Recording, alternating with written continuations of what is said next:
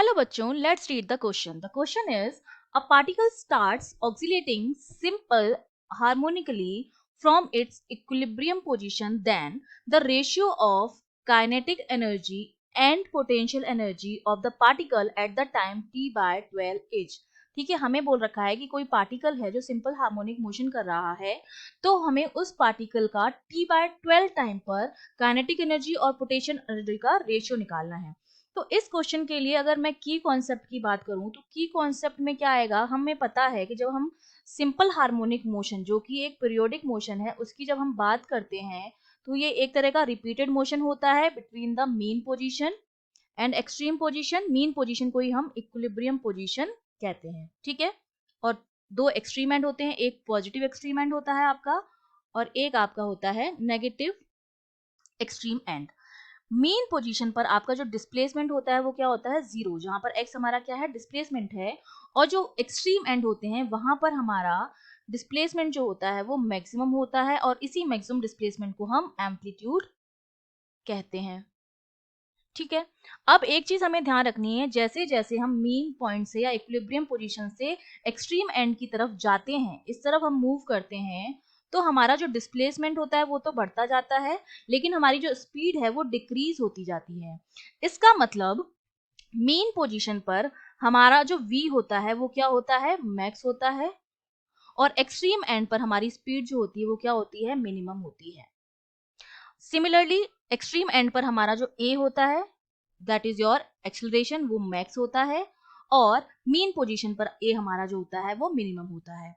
अब हमें पता होना चाहिए कि सिंपल हार्मोनिक मोशन की जो बेसिक इक्वेशन होती है, स्टैंडर्ड इक्वेशन होती है, वो हम कैसे लिखते हैं, x equals to a sine omega t. अब क्योंकि मोशन जो है वो मीन पोजीशन से हो रहा है तो ओमेगा टी प्लस फाइव होता है, लेकिन फाइव यहाँ पर जीरो है, फेज डिफरेंस जो है वो जीरो है, तो जो स्टैंडर्ड इक्वेशन हमारी बनेगी वो बनेगी x equals to a sine omega t, जहां पर x आपका डिस्प्लेसमेंट है, a आपका एम्पलीट्यूड है, ओमेगा आपकी एंगुलर फ्रीक्वेंसी है और t आपका टाइम है, ठीक है।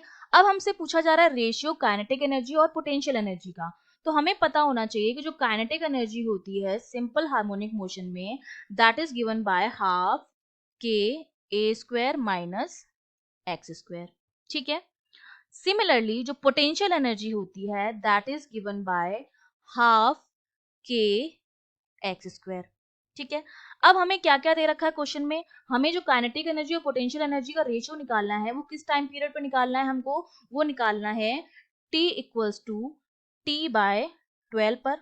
और एक चीज जो हम जानते हैं कि हमारी जो एंगुलर फ्रिक्वेंसी होती है दैट इज ओमेगा, उसकी वैल्यू होती है, ओमेगा की वैल्यू होती है 2 पाई बाय टी। अब इस t और इस ओमेगा की वैल्यू अगर मैं इस इक्वेशन में पुट करूं, x वाली जो इक्वेशन है, डिस्प्लेसमेंट वाली इक्वेशन है, तो मेरे पास क्या आएगा, मेरे पास आएगा x equals to a sine omega की जगह मैं लिख देती हूँ 2 पाई बाय टी और स्मॉल t की जगह t बाय 12। तो यहाँ से मेरे पास x की जो वैल्यू आएगी वो मेरे पास कितनी आएगी, यहाँ पर t से t कैंसिल हो जाएगा, pi by 6, sine pi by 6 होता है हाफ, तो ये वैल्यू आ जाएगी a बाय 2 के बराबर। ये तो हमने क्या निकाल लिया, डिस्प्लेसमेंट निकाल लिया, जो एम्पलीट्यूड का क्या आया है, हाफ आया है। अब हम क्या करेंगे, इस x की वैल्यू को पुट करेंगे काइनेटिक एनर्जी और पोटेंशियल एनर्जी के फॉर्मूलाज में, ठीक है।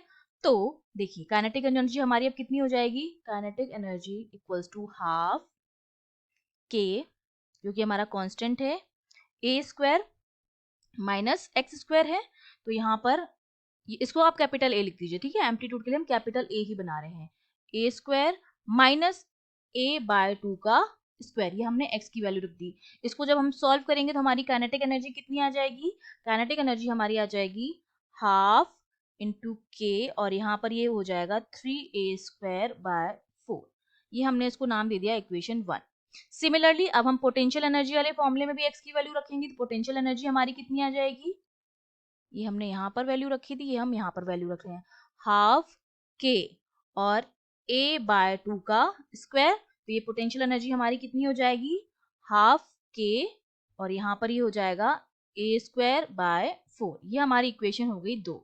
हमको क्या निकालना था, रेशियो, रेशियो निकालना है, मतलब हमें क्या करना पड़ेगा, दोनों इक्वेशंस को डिवाइड करना पड़ेगा, डिवाइड करना पड़ेगा तो kinetic energy upon potential energy, क्योंकि जो रेशियो पूछा जा रहा है वो kinetic energy and potential energy का पूछा रहा है, तो काइनेटिक एनर्जी को ऊपर रखेंगे, पोटेंशियल एनर्जी को नीचे रखेंगे।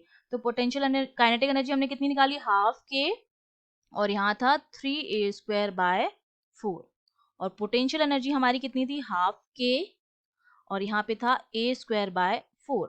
तो हाफ के कैंसिल आउट हो जाएंगे, a² कैंसिल आउट हो जाएगा, 4 कैंसिल आउट हो जाएगा, यहाँ पर हमारे पास बचेगा 3/1। तो मैं लिख सकती हूँ कि मेरा काइनेटिक एनर्जी और पोटेंशियल एनर्जी का जो रेशियो आया है वो मेरे पास कितना आया है, 3:1 आया है। ठीक है, अब हम देखते हैं हमारा कौन सा ऑप्शन करेक्ट है। B option is correct. I hope you understood well. All the best.